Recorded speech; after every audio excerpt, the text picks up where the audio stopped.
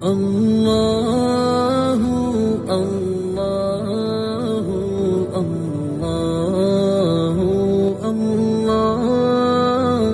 اللہ اللہ اللہ۔ آج کا سبق سورۃ المزمل سے ہے۔ یہ مکی صورت ہے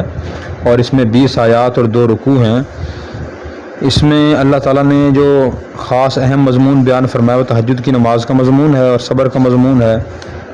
اور تہجد کی نماز کی تفصیلات زیادہ خاص طور پر بیان فرمائی ہیں۔ اعوذ باللہ من الشیطان الرجیم، بسم اللہ الرحمن الرحیم۔ یا ایہا المزمل، اے چادر میں لپٹنے والے، قم اللیل الا قلیلا، قم قیام فرمائیے، اللیل رات کے وقت، یہ پوری رات، الا قلیلا مگر تھوڑی رات کم،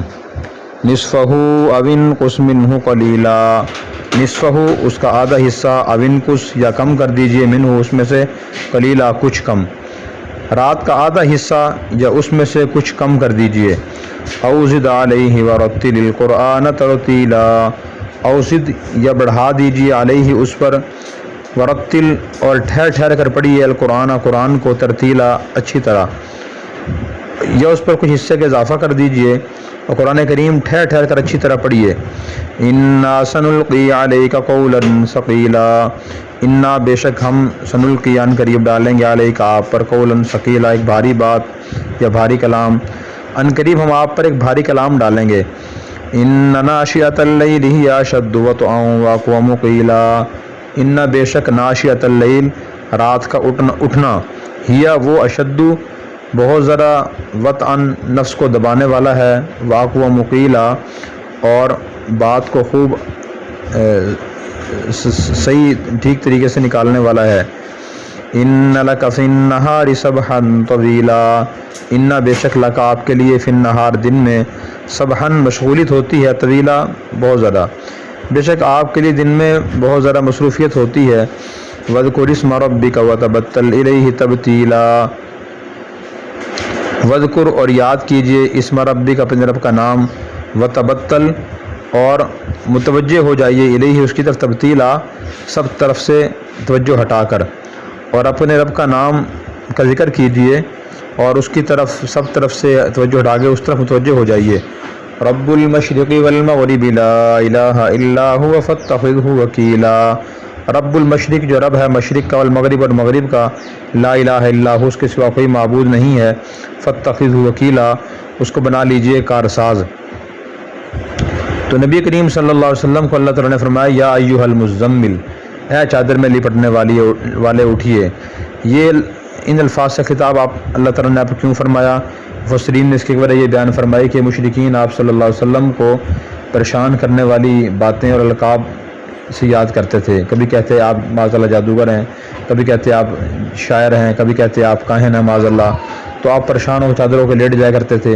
دنیا میں ایسی ہوتا ہے جب انسان کو پریشان ہوتا ہے تو وہ چادر اوڑھ کے لیٹ جاتا ہے، تو آپ پریشان تھے تو اللہ تعالیٰ نے فرمایا کہ یا ایہا المزمل، اے چادر میں لپٹنے والے اٹھیے، محبت سے اور پیار سے اللہ نے آپ کو فرمایا۔ اور بعض حضرات نے اس کی خطاب کی وجہ یہ بیان فرمائی کہ نبی کریم صلی اللہ علیہ وسلم پر جب پہلی بار وحی نازل ہوئی تو آپ صلی اللہ علیہ وسلم پر بڑی گھبراہٹ طاری ہوئی، آپ گھر تشریف لائے، فرمایا کہ زملونی مجھے چادر سے ڈھانپ دو، انی خشیت علی نفسی، اپنے بارے میں ڈر رہا ہوں۔ تو پھر اللہ تعالیٰ نے محبت سے فرمایا کہ چادر میں لپٹنے والے اٹھیے۔ عرب میں یہ رواج تھا کہ محبت سے کسی کو ایسے الفاظ یاد کیا کرتے تھے، جیسے ہی بخاری میں ہے کہ ایک مرتبہ حضرت علی رضی اللہ عنہ مٹی پر لیٹے ہوئے تھے تو آپ نے فرمایا، قم یا ابا تراب، قم یا ابا تراب، اے مٹی کے والے اٹھیے۔ اسی طرح حذیفہ رضی اللہ عنہ کا فرمایا کہ قم یا نعمان، اے سونے والے اٹھیے، تو محبت کا خطاب تھا۔ دوسرا حکم یہ دیا اللہ تعالیٰ نے خطاب کے بعد، فرمایا کہ رات کو آپ کھڑے ہو کر قیام اللیل فرمائیں، یعنی تہجد کی نماز پڑھا کریں۔ کتنا وقت پڑھیں؟ نصفہ، آدھی رات کم کر دیجئے، یا اس میں سے کچھ اور کم کر دیجئے، کچھ بڑھا دیجئے اس پر۔ تو یہ اللہ نے مختلف اختیارات دیے آپ کو۔ تو شروع میں تو آپ ایک حدیث میں آتا ہے، شام رضی اللہ عنہ کی حدیث ہے کہ نبی کریم صلی اللہ علیہ وسلم صحابہ کرام پر اللہ تعالیٰ نے تہجد کی نماز فرض فرمائی تھی، اور وہ رات کا اکثر حصہ تہجد کی نماز پڑھنے میں گزارتے تھے، جس کا نتیجہ یہ ہوا کہ حضرت صلی اللہ علیہ وسلم اور صحابہ کرام کے پاؤں ورم آ رہتے تھے کھڑے ہو کر، اور بہت کمزوری آ گئی، پریشانی ہوئی، نیند میں کمی ہوئی۔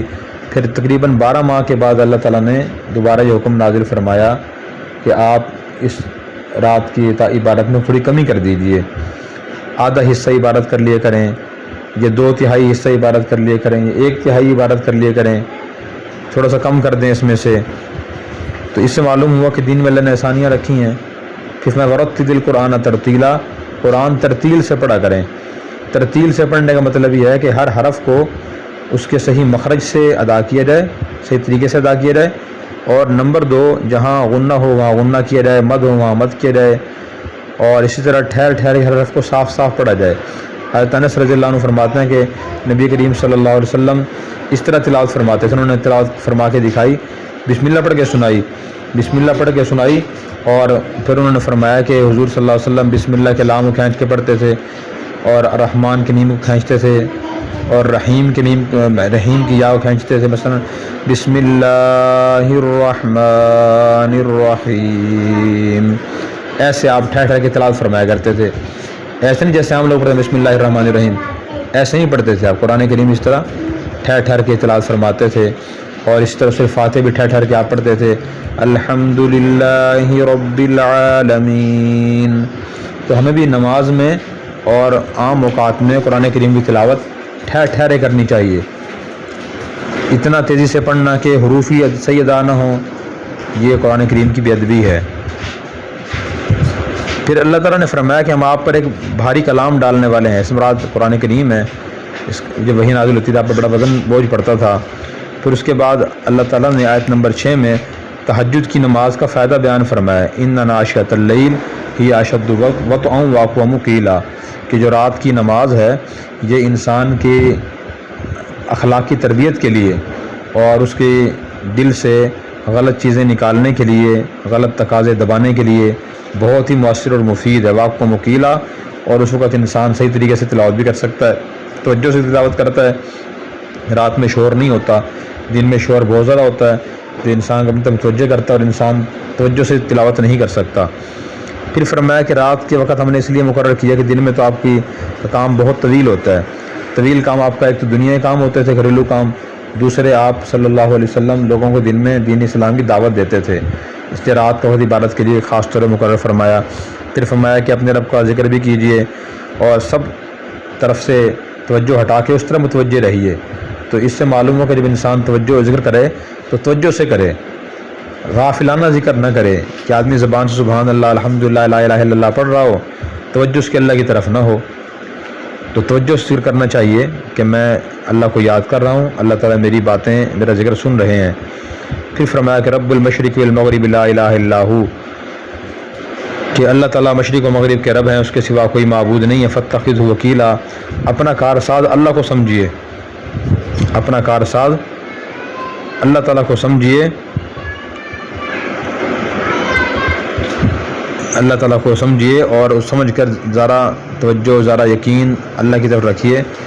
البتہ دنیا جو دارالاسباب ہے، انسان اسباب بھی اختیار کرنے چاہیے، کسی آدمی سے کہنا ہو، کوئی وسیلہ ذریعہ اختیار کرنا ہو، لیکن یقین اللہ کی ذات پر ہو کہ اللہ تعالیٰ جب کچھ منظور ہوگا پھر انشاءاللہ میرا کام ہو جائے گا۔ ترتیل کے بارے میں مجھے حضرت علی رضی اللہ عنہ کے ارشاد بھی یاد آ گیا۔ حضرت علی رضی اللہ عنہ نے فرمایا کہ الترتیل تجوید الحروف و معرفت الوقوف، کہ تجوید حروف کو صحیح طریقے سے ادا کرنا اور ٹھہرنے کی جگہوں کو پہچاننے کا نام ہے، کہ کہاں وقف کرنا ہے، ایک بات اور ایک مضمون کہاں مکمل ہو رہا ہے، کہاں ٹھہرنا چاہیے، کہاں آیت کرنی چاہیے، کہاں سانس لینا چاہیے، یہ معلوم ہونا چاہیے۔ تو اور اسی طرح حروف کو صاف صاف ادا کرنے کا نام ترتیل ہے۔ تو البتہ اور جتنے قرآن کریم مدات ہیں، مدوں کی بھی ایک حد ہے۔ آج کل بعض لوگ تلاوت کرتے ہیں وہ 3 الفی مد ہوتی ہے، بعض جگہ 6 الفی مد ہوتی ہے، اس کو بہت ذرا بڑھا دیتے ہیں تاکہ آواز میں خوبصورتی پیدا ہو جائے۔ یہ بھی قرآن کریم کے آداب کے خلاف ہے۔ جو تلاوت کے آداب ہیں ان کا خیال کر کے آدمی کو تلاوت کرنی چاہیے۔ اس کے بعد پھر فرمایا کہ وصبر علی ما یقولون واہجرہم حجرا جمیلا، وصبر صبر کیجیے، علی ما ان باتوں پر، یقولون جو کہتے ہیں، واہجرہم اور ان کو چھوڑ دیجیے، سب حجرا جمیلا اچھے طریقے سے۔ تو اللہ تعالیٰ نے حضور کو فرمایا کفار آپ کو جو تکلیف پہنچاتے ہیں، غلط باتیں کہتے ہیں، آپ صبر کیجیے ان باتوں پر اور ان کو اچھے طریقے سے چھوڑ دیجیے۔ اچھے طریقے سے چھوڑنے کا مطلب یہ ہے کہ لڑائی جھگڑا کر کے نامناسب باتیں کہہ کے نہ چھوڑیے، بس خاموشی سے علیحدگی اختیار کر لیجیے اور قطع تعلق مکمل نہ کیجیے کہ آپ ان کو دین کی دعوت بھی نہ دے سکیں۔ بس جو شریر آدمی ہو اس سے ذرا آدمی اس کنارے پہ رہے اور سائڈ پر رہے، ضرورت کے موقع پر بات کر لے اور مل لے، زیادہ نہ گھلے ملے اور زیادہ نہ بیٹھے، اس میں کوئی حرج نہیں ہے، یہ اچھے طریقے سے چھوڑنا ہے۔ دنیا میں آدمی کے اپنے رشتہ داروں سے، متعلقین سے، دوستوں سے اختلافات بھی ہو جاتے ہیں۔ جب بھی کسی کو چھوڑنا ہو اور آدمی یہ سمجھے کہ مجھے اس سے مزاج نہیں ملتا اور زیادتی بھی انہی کی طرف سے اگر معلوم ہو تو پھر آدمی اچھے طریقے سے چھوڑے، لڑائی جھگڑا کرنے کے بعد علیحدہ نہ ہو، اس سے پہلے ہی ذرا علیحدگی اختیار کر لے، ملنا جلنا ذرا کم کر دے، معاملات نہ کرے، معاملہ ختم کر دے۔ وَذَرْنِي وَالْمُكَذِّبِينَ أُولِي النَّعْمَةِ وَمَهِّلْهُمْ قَلِيلًا، وَذَرْنِي اور چھوڑ دیجیے مجھے، وَالْمُكَذِّبِينَ اور جھٹلانے والوں کو، أُولِي النَّعْمَةِ جو نعمتوں والے ہیں، وَمَهِّلْهُمْ اور ان کو ڈھیل دیجیے، قلیلا تھوڑی سی۔ میں جو لوگ مجھے جھٹلا رہے ہیں اور ان کے پاس میری بہت زیادہ نعمتیں ہیں، ان کو آپ ڈھیل دیجیے اور مجھے ان کو چھوڑ دیجیے، ان کا حساب میرے ذمہ ہے، ان کو ڈھیل دیجیے۔ ان لدینا انکالا وجحیما، ان بے شک لدینا ہمارے پاس انکالن بیڑیاں ہیں، وجحیما اور جہنم کی آگ ہے،